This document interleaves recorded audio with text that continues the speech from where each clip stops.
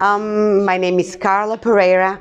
I'm a human management expert, and I'm passionate about human relations and how they impact business performance. I have a former HR in corporate world, and I became a business owner almost 20 years ago, where I work for companies mainly in the finance world, but not exclusively. And so today I would like to talk about behaviors. So we are emotional and social creators, and we sometimes our behaviors are dictated by our emotions. And one of the strongest one is fear. And so in the corporate world, fear triggers some negative behaviors, like think about micromanagement, being afraid of facing the consequences of others' mistakes. Think about cynicism, fear of being disappointed again. I don't want to believe anymore. Think about manipulation, fear of losing power, influencing power. Think about change resistance, fear of not having the competences for the next job or the next environment, okay? So have you ever observed this kind of behaviors in the corporate world? Absolutely. Never. I'm sure, never. So that's the thing. We have all observed, and some of these behaviors, we also have them, okay? So, about these negative behaviors will have an impact on human relations. And so when we have tense human relations, it's like things that it takes a lot of room in our heads, it takes a lot of time and energy. And so you think about the interaction with this difficult person that you had. These thoughts is what keeps us awake at night. What did he say? What did he say this about me? And she have done this, and she has done that. And so you keep ruminating, and it increases stress and fatigue. And so we know that higher levels of stress, cortisol and neuroadrenaline, etc., prevent our brain to function properly. And so declining our cognitive abilities. And so we perform less. So it's a vicious cycle. And during my studies for the Master in Human Management that I finished 4 years ago, everything became clear.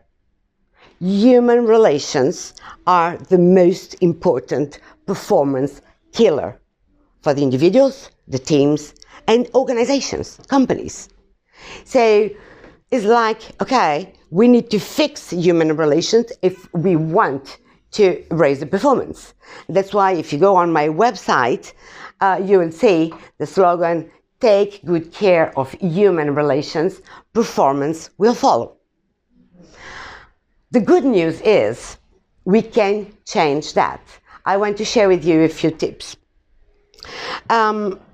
When you realize that most of negative behaviors come out of fear, it's about recognizing that in other people's behaviors. So whenever someone is doing something or telling something that hurts you, that upsets you, ask yourself, what is he or she afraid of? Most of the time, there's a fear behind the negative behavior.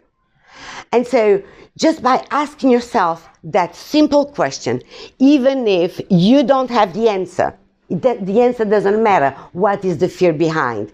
It's just that you acknowledge that this is fear. And so by doing so, you shift from your automatic brain to your adaptive brain, meaning your prefrontal cortex.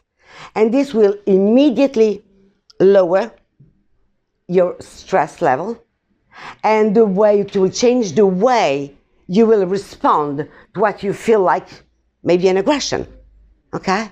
maybe a disappointment. And so maybe a frustration for this behavior. And then you will respond differently, changing your own behavior. You will lead this conversation in a very different direction. So the power here is that I understand that you are afraid. I'm not going to the fight with you.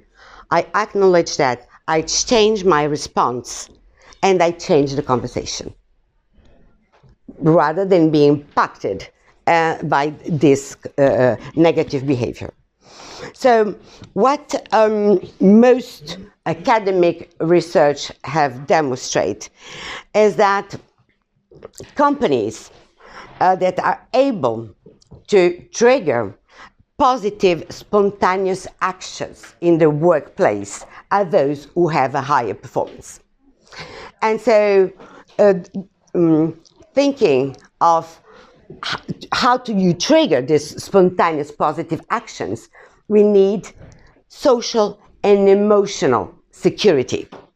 If you feel secure, you are able to take initiatives and positive initiatives.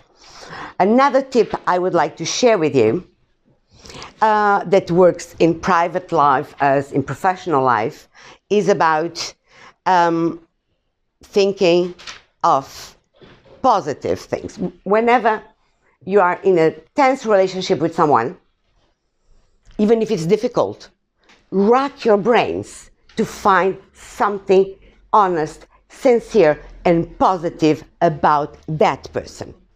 Again, it will shift your mindset. And seeing this positive in that person and share this with her.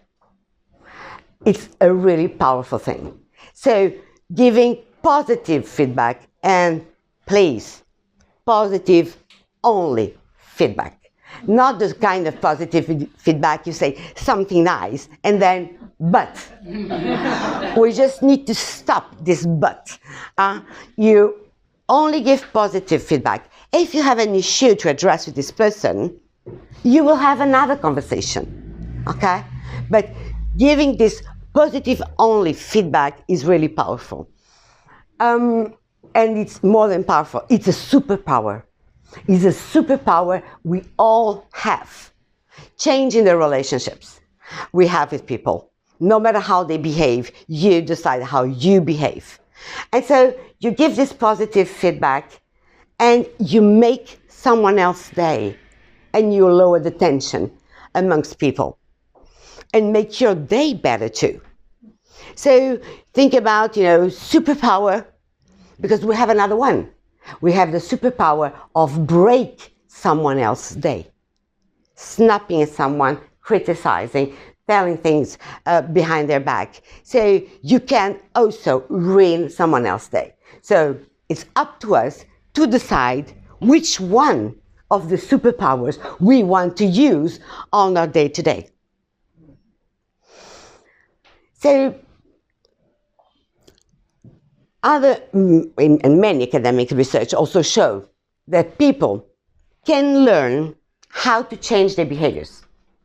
And if you want to check on Google Scholar, the Google Oxygen Project. So they start observing managers that were having a great performance with their teams and were committed and engaged, etc. And so they observed these behaviors. They have identified 8 behaviors. And so they started teaching them to all the managers of Google. And they start through training session, coaching session, etc.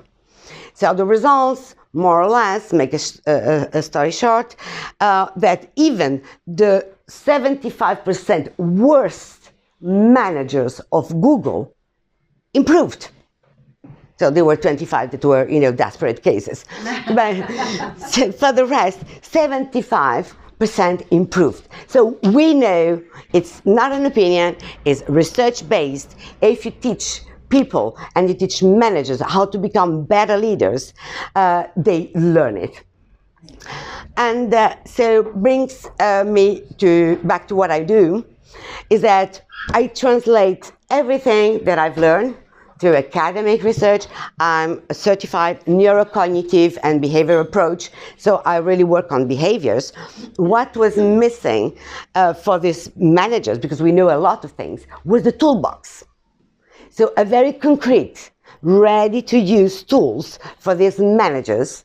And so this is what I do in my trainings and coaching sessions. So I give people a toolbox, a real toolbox, and inside with, depending on the struggles they have with their teams, how they choose to use through an action plan, an individual action plan.